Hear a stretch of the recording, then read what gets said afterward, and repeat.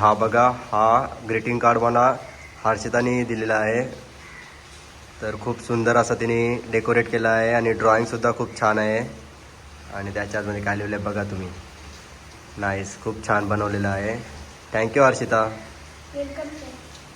Nice, thank you. God bless you. Hello, तुम्ही काय आणलास मला? चॉकलेट एवढा मोठा? थँक्यू.